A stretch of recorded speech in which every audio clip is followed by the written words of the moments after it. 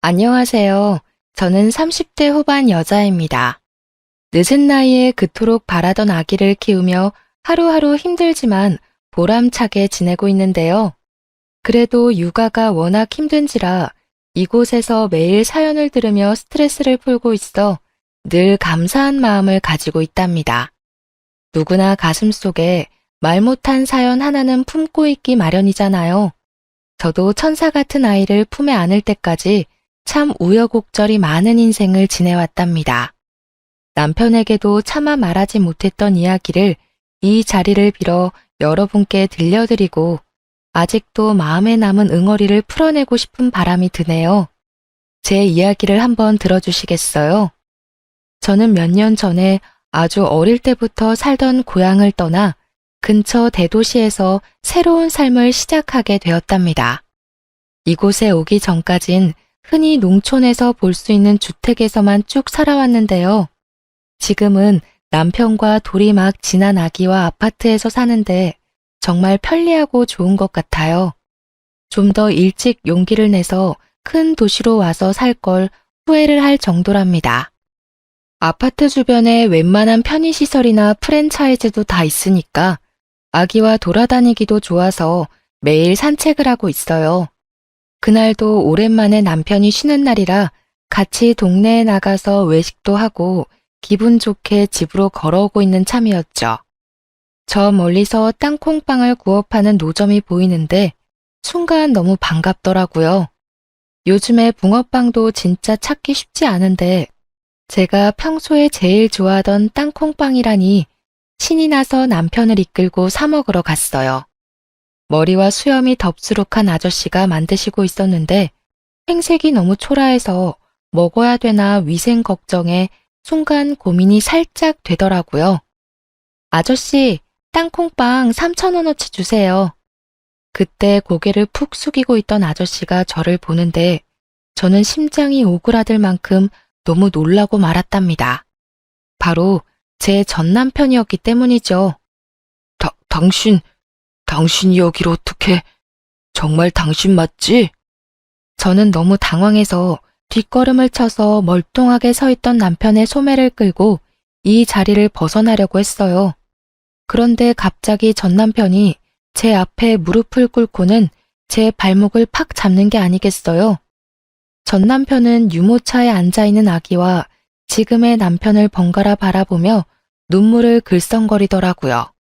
저 아이가 정말 당신 아기인 거야? 당신이 이렇게 사는 줄 몰랐네. 여보, 늦었지만 날 용서해 줄 순 없을까? 누가 당신이고 여보예요? 진짜 미친 사람이네. 여보, 얼른 가자. 몇 년 만에 전 남편을 만나니 그때의 악몽이 머릿속을 어지럽게 스쳐가면서 심장까지 빠르게 뛰더라고요. 그날은 어떻게 집에 왔는지 기억이 나지 않을 정도로 정신이 없었답니다. 도대체 저에게 어떤 일이 있었는데 이렇게 남편에게 학을 떼는지 궁금하실 것 같아요. 그럼 본격적으로 이야기를 펼쳐가 볼게요. 남편과 저는 계속 같은 동네에서 살았기 때문에 어릴 때부터 대충 아는 사이였어요. 초등학교부터 고등학교 때까지 학교가 하나뿐이라 계속 얽힐 수밖에 없었죠. 그러다 고3 때 짝이 된 후로 급격하게 친하게 지내게 되었죠. 남편의 부모님은 계속 농사를 지으셔서 남편도 대학에 갈 생각은 전혀 없고 졸업하고 바로 농사를 지을 거라고 하더라고요. 저는 어떻게든 다른 도시로 가보려고 수능 준비를 열심히 해봤지만 결국 지망했던 학교에 모두 떨어지고 말았어요. 사실 어릴 때부터 공부엔 별로 취미가 없어서 재수할 생각은 하지 않았고 읍내에 있는 약국 보조로 취직을 하게 되었답니다. 둘 다 대학에 안 가게 되니 더 자주 만나게 되더라고요. 대부분의 친구들은 큰 도시로 나가서 대학 생활을 시작했거든요. 남편은 읍내에 나올 때마다 제가 일하는 약국에 들러서 먹을 걸 사서 건네주기도 하고 퇴근할 시간에 맞춰 데리러 오기도 했죠. 그렇게 자연스럽게 데이트를 하고 3년 동안 연애를 하게 되었죠. 일찍 결혼해서 안정적으로 가정을 꾸리고 싶다는 남편의 설득에 휘말려 들어서 20대 초반의 나이에 결혼까지 하게 되었답니다. 이미 양쪽 부모님도 동네 이웃이라서 딱히 반대도 없었고 집안 수준도 비슷비슷해서 결혼식도 수준에 맞춰 평범하게 끝냈죠. 근데 결혼식 끝내자마자 시부모님이 이렇게 말씀을 하시는 거예요. 지금 사는 집에 민식이 방에서 신혼살림 시작해라. 따로 집 얻을 필요가 뭐 있냐? 민식이는 여기서 농사일하는데 읍내에 살 수도 없는 노릇이고. 여지껏 아무 말 없으셔서 전 당연히 나가 사는 줄 알았는데요. 집 얻어줄 거였으면 결혼식 전에 다 정했겠지. 어려서 그런가 맹해서 그런가 뭘 아는 게 없네. 그렇게 알고 니네 부모님한테도 그렇게 전해라. 혼수해올 필요도 없다. 저는 작은 원룸에서 시작해도 둘이서 알콩달콩 지내는 신혼생활을 하고 싶었는데 너무 황당스럽더라고요. 그렇지 않아도 남편에게 집은 언제 알아볼 거냐고 계속 물어봤었거든요. 그때마다 남편은 기다리라고만 하고 피하는 눈치가 있긴 했는데 사실 저를 시댁으로 불러들일 생각을 하고 있었던 것 아니겠어요? 원룸 알아보고 있다며, 부동산에도 다녀왔다며, 근데 시댁에서 살자니 이게 무슨 말이야? 너 나 속인 거야? 야, 속이긴 누가 속여. 말을 그렇게 하냐? 농사 짓는 게 얼마나 힘든지 알아? 그리고 맨날 새벽에 나가야 돼. 근데 어떻게 읍내에서 살아? 넌 그렇게 생각이 없어? 아니, 그럼 처음부터 그렇게 말을 하던가. 그럼 내가 이해하고 시댁 들어갈 마음의 준비라도 했을 거 아니야. 뭔 마음의 준비를 해. 어차피 니네 집에서 바로 지척으로 옮겨와서 사는 건데. 친정도 가깝고 얼마나 좋냐? 넌 복 터진 줄이나 알아. 어떻게든 둘러대는 남편을 보자니 속은 것 같고 너무 답답했지만 결혼을 물을 수도 없으니 어쩔 수 없이 시댁에 들어가 살기로 했죠. 친정 부모님도 남편이 농사를 지어야 한다고 시부모가 이미 말을 해놨는지 그냥 들어가 살라고 말을 하셨답니다. 시골은 도시랑은 분위기가 많이 다르긴 하잖아요. 어른들 말을 더욱 따라야 하고 생각 없이 그냥 해야 되는 관습도 많고요. 심지어 남편에겐 2살 어린 남동생도 있었는데 남동생 방이 바로 옆방이더라고요.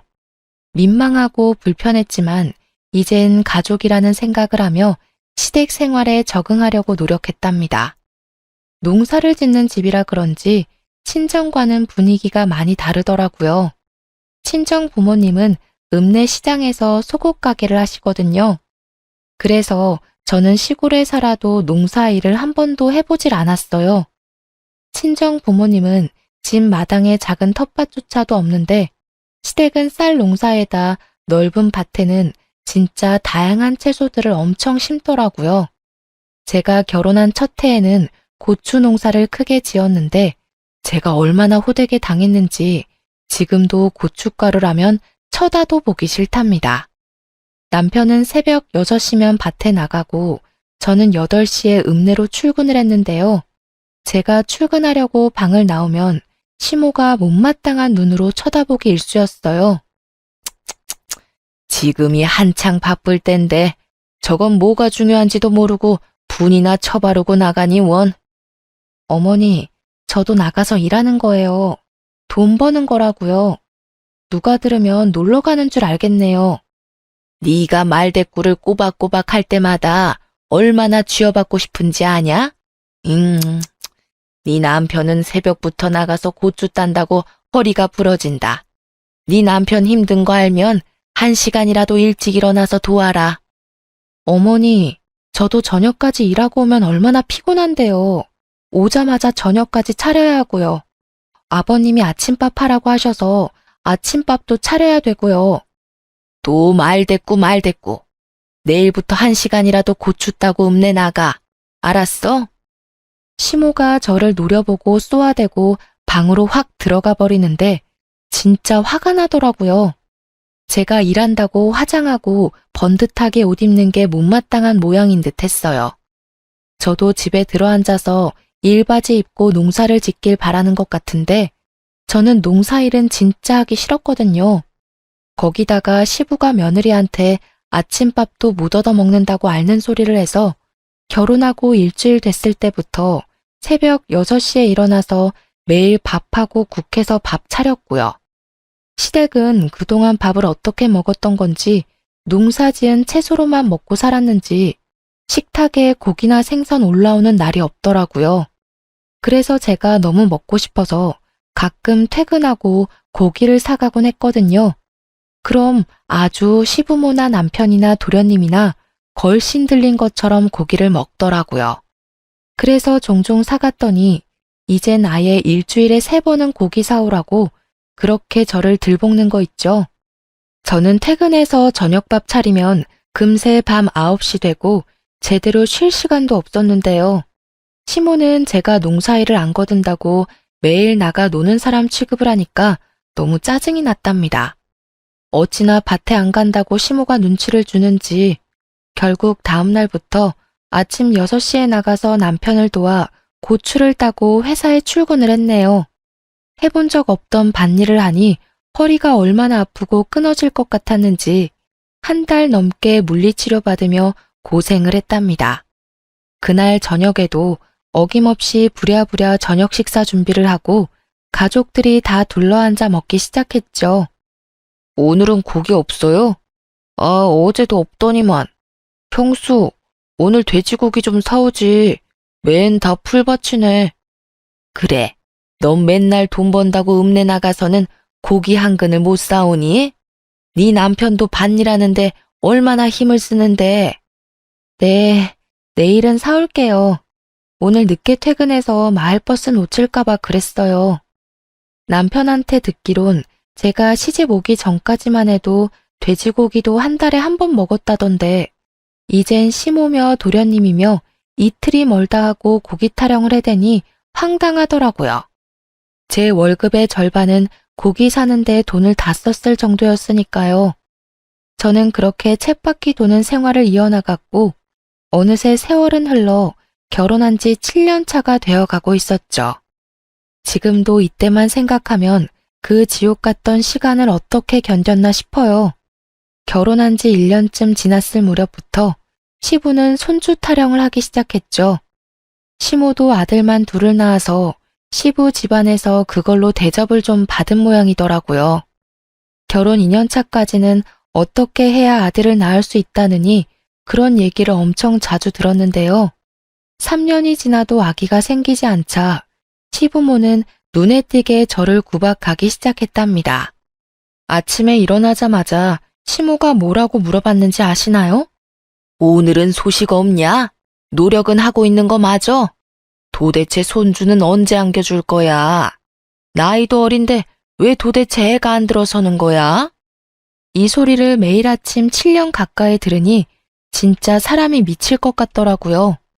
저라는 사람은 없어지고 시댁에서 저는 손주를 낳아야 하는데 하자가 있어 낳아주지 못하는 존재가 되어 있었죠. 시부모 지인의 손주라도 보고 오는 날이면 아주 난리가 날 정도로 저를 못살게 굴었어요. 그 여편네 며느리는 나이가 39이라더라. 39에도 애를 낳았는데 도대체 넌 무슨 하자가 있길래 애가 안 들어서냐고. 그릇을 바닥에 던지는 건 예사였고 언젠가는 너무 화가 난다면서 제 뒤통수를 때린 적도 있었어요. 그때 시모에게 한마디라도 하며 대들었어야 하는데 그때 저는 너무 위축이 되고 그냥 맞고만 있었네요. 시부모는 친정 부모님도 점점 막대하기 시작했어요. 친정이 지척인데도 저를 친정에 보내주지도 않았고 심지어 명절에도 음식하느라 집에 가보지도 못했답니다. 시모는 우연히 친정엄마를 길에서 보기라도 하면 큰 소리로 막말을 하기도 했다고 해요. 도대체 애를 어떻게 키웠길래 나이가 20대인데 애가 안 생겨? 그럼 한약이라도 지어다가 좀 먹이던가 음식을 좀 해오던가 해야지. 주원 딸한테도 이렇게는 안 하겠네. 이 여편네가 뚫린 입이라고 함부로 말을 뱉어? 어떻게 키웠냐니? 금지옥엽 내 딸 데려다가 해보지도 않은 농사일 시키면서 구박이나 하면서 내가 지금 얼마나 참고 있는 줄 알아? 애가 몸이며 마음이 편해야 애도 들어설 거 아니야? 아이고, 누가 들으면 내가 아주 천하의 못된 시험인 줄 알겠네. 옛날 같았으면 벌써 소박당했을 위인을 데리고 사는 것만 해도 고맙다고 할 것이지. 제가 이혼하고 나서야 저에게 말을 해주신 건데 그 당시에는 저에게 해가 될까봐 말도 못하시고 시모의 행패를 다 견뎌오셨던 거죠. 어쩐지 언제인가부터 친정엄마가 임신에 좋다는 한약이며 각종 즙이며 음식을 계속 챙겨주시더라고요. 저는 아무것도 모르고 받아먹기만 했었는데 엄마가 어떤 마음으로 준비를 해주셨을지 지금 생각해도 죄송해서 눈물이 난답니다. 남편은 딱히 말하지는 않았지만 같이 길을 걸어가다가 악이라도 보이면 한참을 뚫어지게 바라보기도 하고 슬그머니 웃음을 짓기도 했어요. 그 모습을 보고 있으면 가슴이 철렁하고 내려앉기 일쑤였답니다. 20대 초반의 어린 나이에 결혼을 했으니 사실 언젠가는 아기가 생길 거라 생각하고 여유롭게 생각했던 것도 있었는데요. 30대가 넘어가니까 점점 초조해지기 시작했어요. 난임에 대해 여러 가지 알아보다가 병원에 가서 제대로 검사를 받아봐야겠다고 생각했죠. 우리 병원에 가서 둘 다 검사 좀 받아보고 시험관 같은 거 해보면 어떨까? 그럼 큰 병원에 가야 되는데 여기서 그 먼 데를 어떻게 다니냐? 그리고 시험관 하면 돈 엄청 드는 거 아니야? 나라에서 지원받을 수도 있어. 내가 알아볼게. 일단 병원 한번 가보자. 지금 한창 바쁠 땐데 거길 어떻게 다니냐? 한번 가고 마는 게 아니고 계속 가야 되잖아. 아, 그리고 뭘 그렇게까지 해. 생기면 생기고 아니면 아닌 거지. 당신은 어머님이 날 얼마나 구박하는지 몰라? 나 혼자 꾹꾹 참으니까 내가 지금 괜찮은 것 같아? 당신이 얼마나 모른 척을 하면 내가 아예 당신한테 하소연도 안 해. 내가 나만 위해서 병원 가보자고 해? 당신도 아기 원하잖아. 길에서 애들만 보면 눈도 못 떼는 거 내가 모르는 것 같아? 내가 임신하냐? 네가 못 갖는 걸 가지고 왜 나한테 난리야? 암튼 지금은 못 가니까 겨울에 좀 한가해지면 가든가 말든가 알아서 해. 남편은 성질을 내며 대화를 끝내버리더라고요. 저는 그 후로도 계속 남편에게 병원에 가자고 얘기해봤지만 남편은 미루기만 할 뿐이었죠. 임신하지 못해서 하루하루 속이 말라 비틀어지는 제 마음은 알아주지도 않고 점점 더 저를 무심하게 대해가더라고요. 친구에서 연인이 되어 오랜 기간을 사귀면서 우리 둘 사이에는 누구도 끼어들지 못할 친밀함이 있다고 늘 생각해 왔었거든요. 서로만 아는 비밀도 많고 공유한 추억도 어마어마하니까요. 하지만 결혼 생활은 정말 현실이었고 어느새 남편은 저와 대화도 피하고 집에선 핸드폰만 들여다보고 잠드는 날이 대부분이었답니다. 남편과 사이도 좋지 않은데 왜 아기를 가지려고 혼자 고군분투하고 있는지 점점 회의감이 들기 시작했죠.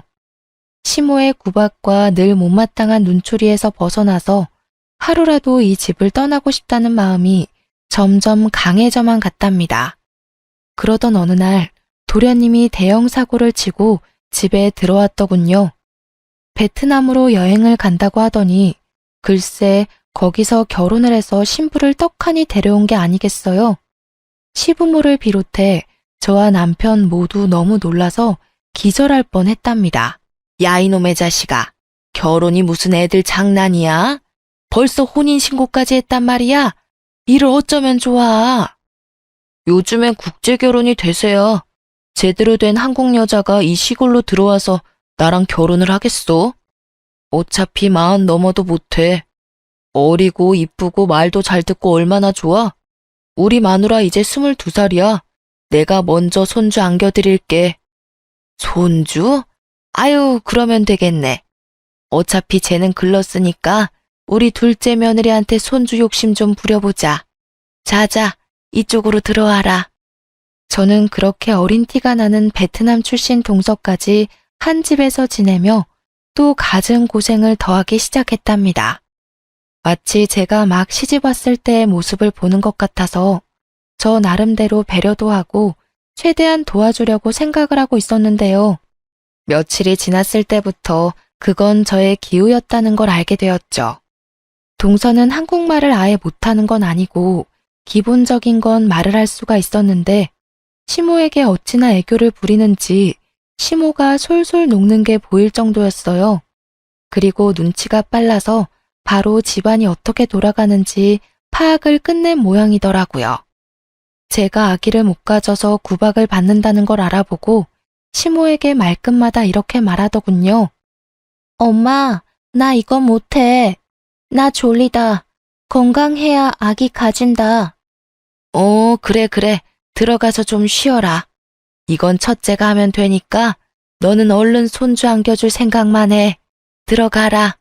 집에 처음 들어왔을 때는 제가 밥을 하고 있으면 옆에서 서성거리며 돕는 신용이라도 했었는데요. 몇 주 지나고 나서는 시모가 뭐만 시키면 못한다고 하면서 저를 빤히 보는 게 아니겠어요? 진짜 하는 짓이 어이가 없어서 헛웃음만 나왔답니다. 엄마, 나 청소 힘들다. 배가 아파요. 그래? 배가 왜 아파? 그럼 좀 앉아있어.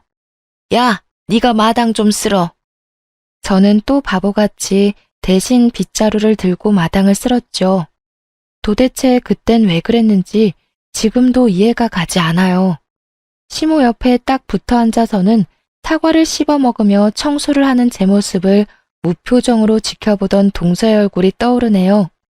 갓 시집온 동서에게까지 이런 푸대접을 받으니 더는 참을 수가 없이 화가 났죠. 저는 남편에게 하소연을 했지만 남편은 듣는 척도 하지 않았어요. 이제 하다하다 22살 동서한테까지 내가 구박을 받아야 돼? 도대체 왜 내가 이 집에서 이러고 살아야 돼? 나 더 이상 못 참아. 우리 나가 살아. 너는 어떻게 어린 재수 씨보다 생각하는 게 어리냐? 여기서 나가면 어디서 살게? 돈은 있고? 그래, 그동안 당신이 피해와서 말도 못했는데 도대체 10년 가까이 살면서 어떻게 돈 한 푼 저축을 못해? 맨날 하루 벌어 하루 살아? 시댁에 돈 다 들이고? 농사가 다 그런 거지. 그럼 아버지 땅에서 농사 짓는데 나 혼자 홀랑 다 먹냐? 여기가 내 집인데 가길 어딜 가. 다 네가 애를 못 낳아서 벌어지는 일인데 도대체 나한테 어떻게 하라고? 뭐? 말 다 했어? 애는 나 혼자 낳니? 너도 같이 노력을 해야 할 거 아니야. 술도 좀 줄이고. 웃기고 있네. 내 친구들은 나보다 술을 더 먹는데 다 애가 있는데 그건 어떻게 설명할래? 지가 문제 있는 걸 어디서 화풀이야? 에이씨. 남편이 저한테 말이라도 따뜻하게 해주고 공감해주려고만 했어도 이렇게 가슴이 미어지도록 서운하진 않았을 텐데요. 저는 모든 걸 제 탓으로만 미루는 남편에게 모든 정이 다 떨어져 버렸답니다. 시댁은 남편의 집이지 평생 청소하고 밥하며 살아도 절대 저의 집이 될 수는 없단 것도 확실히 깨닫게 되었어요. 저는 서서히 마음의 문을 닫아갔고 이혼을 절실히 생각하게 되었죠. 몇 달이 흘러 시부의 생일이 다가왔고 시모는 출근하려는 제 팔목을 딱 잡고 말하더라고요. 오늘 아버지 생신인데 뭔 일을 한다고 난리야. 오늘 하루 일 나가지 말고 장 봐다가 생신상 딱 차려드려. 알았어? 어머니, 그럼 미리 말씀을 하시던가 어떻게 오늘 당장 일을 빠져요. 아니면 저녁에 다들 읍내 나오세요. 오랜만에 갈비 먹으러 가요, 그럼. 이게 아주 야가 빠져가지고는 밥하기 싫다고 수 쓰는 거냐? 네가 갈비거리 사다가 직접 재서 만들 생각은 안 하고 내가 약국에 전화하리? 망신 한번 당할래? 충분히 직장에 전화해서 고래고래 소리를 지를 시모의 성격을 알기에 저는 어쩔 수 없이 하루 병가를 내고 생신상을 차려야만 했답니다. 해야 할 게 너무 많아서 동서를 불러서 같이 하자고 옆에 세워뒀는데요. 제가 말하는 걸 못 알아듣는 척하면서 자꾸 딴 척만 하는 거예요. 심지어 제가 시킨 일을 반대로 해놔서 제가 또다시 해야 하니까 손만 더 가고 너무 화가 났답니다. 동서, 씻어서 넣어야 되는데 그냥 넣으면 어떡해. 다 건지라고. 아, 비켜봐. 제가 동서를 밀어내고 다시 하고 있는데 옆에서 나지막한 동서의 목소리가 들려왔죠. 저는 들리는 욕짓거리에 제가 잘못 들었나 귀를 의심했답니다. 동서, 지금 나한테 욕한 거야? 내가 지금 잘못 들은 거야? 아, 진짜 피곤하게 하네. 애도 못 가지는 게. 뭐? 야, 네가 뭘 안다고 그딴 말을 해. 너 한국말 못한다며? 너 거짓말한 거지? 너 정체가 뭐야? 제가 소리 지르는 걸 듣고 시모가 달려왔는데 갑자기 동서가 뺨을 한 손으로 붙잡고 스르르 주저앉는 게 아니겠어요? 그러면서 동서가 엉엉 울기 시작하는데 진짜 황당해서 말도 안 나오더라고요. 뭐야, 너 지금 얘 때렸냐? 이게 아주 막 나가네. 감히 우리 손주 볼 몸에 손을 대? 갑자기 시모가 제 머리채를 확 휘어잡더니 마구 흔들기 시작했어요. 저는 너무 놀라서 그대로 당하고만 있다가 정신을 차리고 시모를 확 밀어냈죠. 그놈의 손주.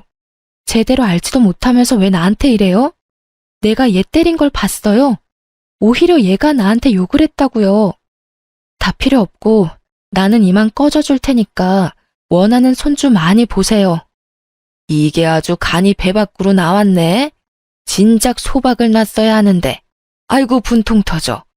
어디서 저런 게 굴러 들어와서는. 저는 저에게 악을 쓰는 시모와 그런 저를 뒤에서 비웃으며 보고 있는 동서를 뒤로 하고 시댁을 뛰쳐나와 버렸답니다. 그리고 바로 친정으로 갔고 혹시나 남편이 찾아올까봐 큰 도시에 사는 친구 집으로 몸을 피해버렸죠. 참 황당한 건 제가 그렇게 집을 나왔는데 일주일이 지나도 남편에겐 전화 한 통도 안 왔다는 거였어요. 심지어 친정에 찾아오지도 않았죠. 친정 부모님도 분해하시면서 당장 시댁으로 쳐들어가겠다고 하시는 걸 제가 간신히 말릴 정도였어요. 그렇게 일주일이 더 지나고 저는 친구 집에서 나와 친정으로 돌아갔어요. 제가 온 걸 어떻게 알았는지 시모가 친정집으로 찾아왔더라고요. 너 우리 아들한테서 당장 떨어져. 며느리라는 게 집 뛰쳐나가고 누구한테 배운 짓거리야? 이참에 아주 잘 됐어. 우리 며느리가 아주 잘 아는 동생 소개시켜준단다. 우리 아들도 어린 여자 만나서 자식도 낳고 살게 당장 이혼해. 어머니한테 들었던 얘기 중에 가장 반가운 소리네요. 바로 이혼할 테니까 다신 우리 집 근처에 발길도 들이지 말아요. 알았어요? 저는 이미 이혼을 생각하고 있었기에 오히려 이렇게 시모가 헤어지라고 하니 고마운 마음이 들 정도였죠. 그리곤 마치 짠 것처럼 남편의 전화가 걸려오더라고요. 다음날 커피숍에서 남편을 만나게 되었답니다. 우리 그만하자. 이혼하고 너도 너대로 편하게 살고 나도 이제 그만 시달리고 싶다. 너 때문에 집안 조용할 날이 없다. 누가 들으면 내가 큰 잘못이라도 한 줄 알겠네. 나야말로 그 지옥 같은 집구석에서 해방시켜줘서 고마울 정도네. 새장가 간다며?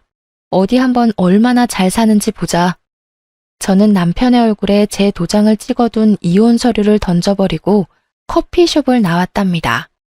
그렇게 합의 이혼을 했고 집도 남편 명의가 아니었고 가진 것도 없었기에 재산 분할은 민망할 정도로 작은 액수만 받을 수 있었어요. 하지만 그런 건 상관없었답니다. 저는 10년 가까이 새벽에 일어나 아침밥하고 밤 늦게까지 설거지하고 청소까지 하고 잠드는 그 집의 식모였거든요. 더 이상 그 짓을 하지 않아도 된다니 이것보다 큰 위자료가 어디 있겠어요. 오히려 친정 부모님이 저를 대신해서 엄청 속상해 하셨답니다. 그 집구석에서 10년을 식모처럼 살았는데 돈 1,000만 원도 못 받고 나온다는 게 말이나 되니? 막말로 쫓아내는 머슴한테도 이렇게는 안 하겠다.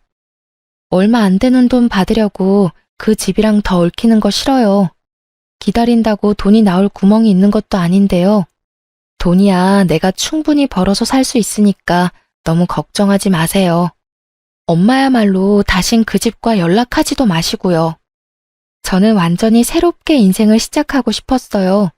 그래서 큰 도시에 작은 원룸을 얻어 이사를 갔답니다. 밤낮으로 구인 공고를 보고 면접을 보면서 몇 주가 지났고 정말 다행히도 중소기업의 사무직으로 취직이 되었죠. 월급은 그리 많지 않았지만 저 혼자 소소하게 즐기며 생활하기에는 충분했어요. 오로지 저만을 위한 시간을 보내는 게 얼마나 오랜만인지 하루하루가 소중하게 느껴지는 나날을 보냈답니다.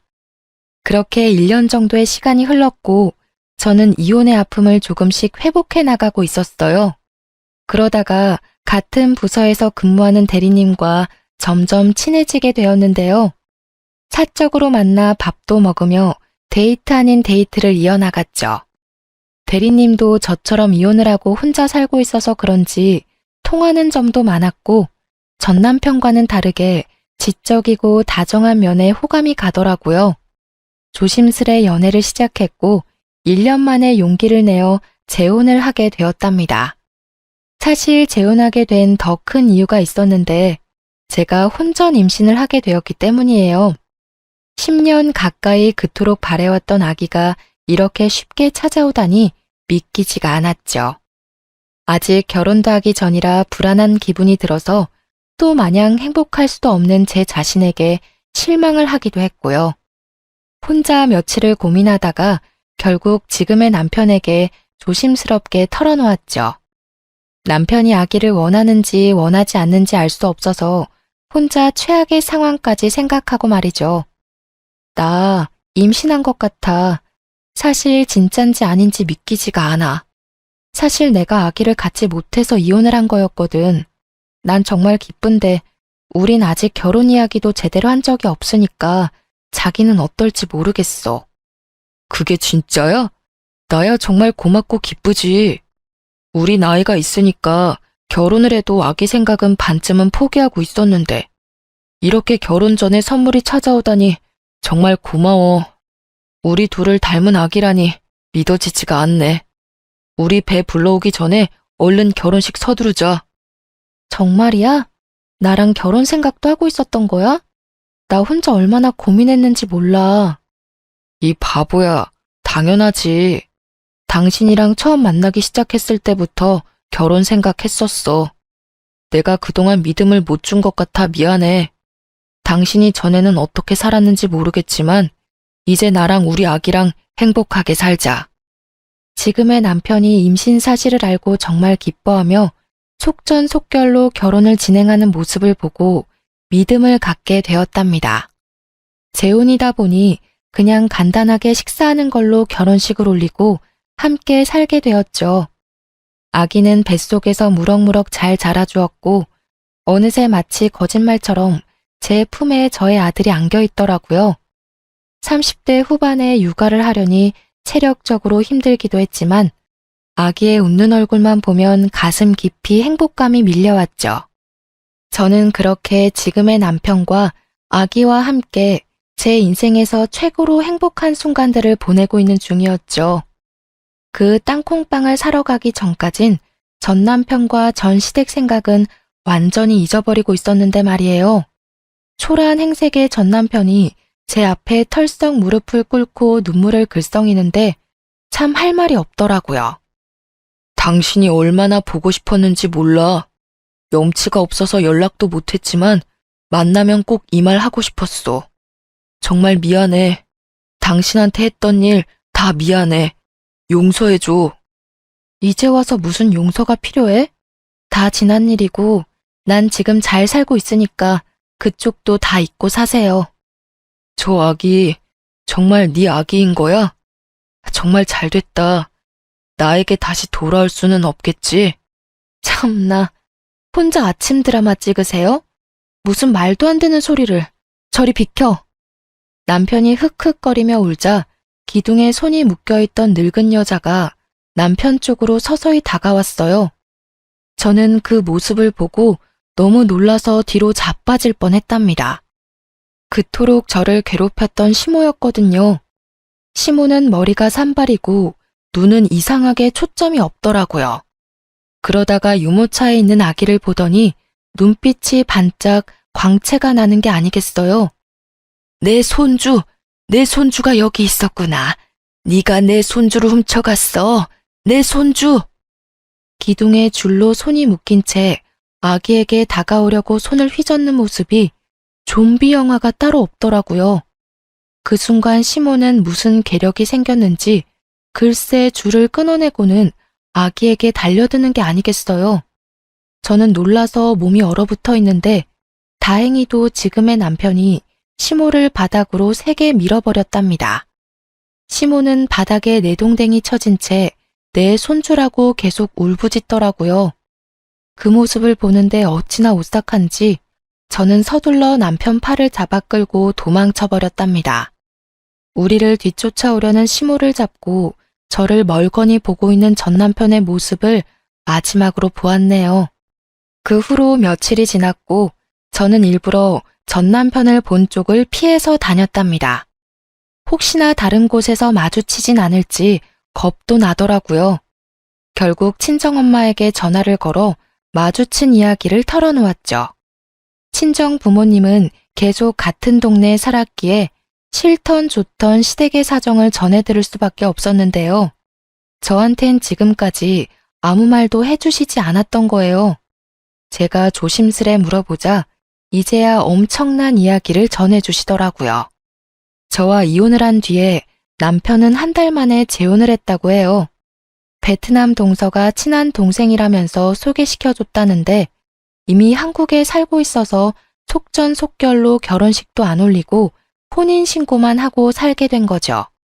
심지어 그 여자는 20살이었다고 하더라고요. 그런데 1년이 지나도 2명의 베트남 여자에게선 임신 소식이 들리지 않았고 시모는 점점 그 둘을 구박하기 시작했죠. 남편과 결혼한 여자가 시모한테 자기는 아무 이상이 없다면서 병원에 가서 확인을 해보자고 악을 쓰며 대들었다고 해요. 그래서 남편도 큰 마음을 먹고 병원에 가서 검사를 해봤고 결과는 정말 충격적이었죠. 남편이 바로 무정자증이었던 거예요. 그것도 모르고 10년 동안 그 모진 구박을 참으며 버텼던 제가 얼마나 바보 같았던지요. 전 남편 멱살이라도 끌고 검사를 하러 갔어야 했는데 말이에요. 지금 생각해보면 만약 그때 알았다고 해도 이혼이라는 결과는 똑같았을 것 같긴 하지만요. 남편은 검사 결과를 믿지 못해서 다른 병원에서도 해봤는데 같은 결과가 나오자 농사일까지 다 접고 술만 마시면서 집에 틀어박혀 있기 시작했답니다. 시부모는 그런 남편을 어쩌지도 못하고 농작물 수확도 못해 당장 쓸 생활비도 없는 지경까지 갔다네요. 그러나 더 큰 일이 닥쳤답니다. 어느 날 갑자기 도련님이 미친 사람처럼 온 집안을 헤집으며 다녔어요. 이것들 어디 갔어? 엄마, 이것들 나갔어? 어디 갔냐고. 누구? 네 처? 몰라. 아침까진 보였는데 어디 갔나? 그러고 보니 둘 다 코빼기도 안 보이네? 엄마, 큰일 났어. 여기 이 서랍에 땅 문서 있던 거 맞지? 없어, 없다고. 이것들이 다 들고 튀었다고. 뭐? 도대체 이게 무슨 소리야? 똑바로 좀 말해봐. 아침에 은행에서 전화가 왔는데 그게 벌써 몇 달 전에 내 이름으로 대출을 받았대. 그거 이자 갚으라고 전화가 온 거야. 그리고는 부동산 형님이 전화가 와서는 우리 땅이 팔렸다는 거야. 땅이 팔리다니 누가 땅을 팔아? 우린 땅을 내놓은 적도 없는데. 네 말로는 그것들이 다 팔아서 날랐다는 거야? 땅 문서 얼른 찾아봐. 아이고. 그렇게 경찰까지 와서 도망간 베트남 여자들의 행적을 쫓았지만 어디로 사라졌는지는 찾을 수 없었죠. 경찰이 알려준 바로는 한국에 들어오기 전부터 현지 브로커와 작당을 하고 한국 남자의 재산을 빼돌리려고 위장 결혼을 한 여자들이었답니다. 벌써 한국 남자와 몇 번의 이혼을 했고 한국말도 수준급이었다는데 시부모와 자기 남편들 앞에서는 한국말을 못하는 척했던 거였죠.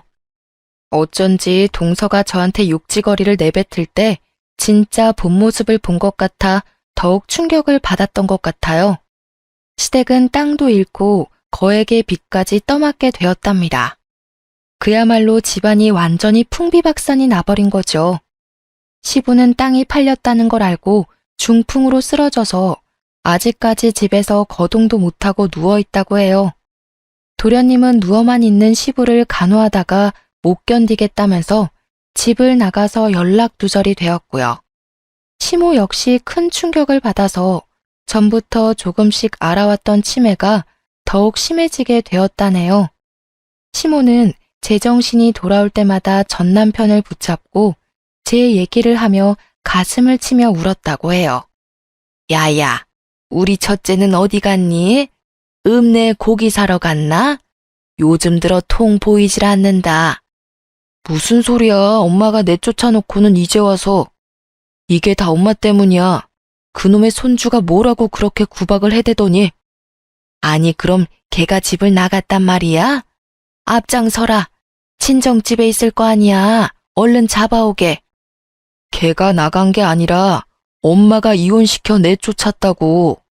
나한테 그 베트남 기집애랑 결혼하라고 손주 봐야 된다고 꼬드기지만 않았어도 우리 집 이렇게는 안 됐을 거야. 엄마 손주 욕심 때문에 다 망해버렸다고. 당연히 잘 살길 바라진 않았지만 이 정도로 처참하게 망해 있을 줄은 상상도 못했었는데요. 시모가 손주 욕심을 부리다가 벌어진 일이라 자업자득이라고 밖에 할 수 없을 것 같네요. 당장 먹을 쌀도 없는 지경에 이르자 전 남편이 정신을 차려야겠다고 생각을 했나 보더라고요. 친구들에게 돈을 빌려다가 땅콩빵 장사를 시작하게 된 거였고요. 집에는 이미 시부가 누워있고 정신이 나간 시모를 집에 같이 둘 수가 없어서 장사하는 곳마다 어쩔 수 없이 데리고 다녔다는데요. 시모는 치매가 걸렸어도 손주는 포기를 못했는지 길에서 아기만 보면 내 손주라고 악을 쓰며 빼앗아 가려고 했다고 해요. 아기 엄마들은 도둑년이라고 때리려고도 해서 벌써 경찰서에도 몇 번이나 다녀왔었다네요. 그래서 결국 전 남편이 시모가 움직일 수 없도록 묶어두고 장사를 하게 되었던 거죠. 내가 다시는 그 집구석 얘기는 너한테 하지 않으려고 했다. 혹시나 그 집 인간들이 널 찾아갈까봐 네 아버지가 엄청 단속했지. 다 너한테 저지른 일 되돌려 받은 거니 난 오히려 속 시원하다. 이젠 그 집구석 얘긴 다시 물어보지 말고 지금 네 가족하고 잘 살기만 해. 친정엄마는 이야기를 끝내시며 저한테 더 이상 궁금해하지 말라고 못을 박으셨죠.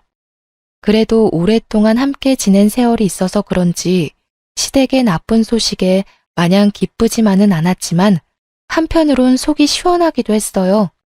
이런 마음조차 갖지 않고 아예 잊고 사는 게 최고라는 생각이 들어 계속 저에게 물어보는 지금의 남편에게도 대충만 얘기해주고 말을 아꼈답니다.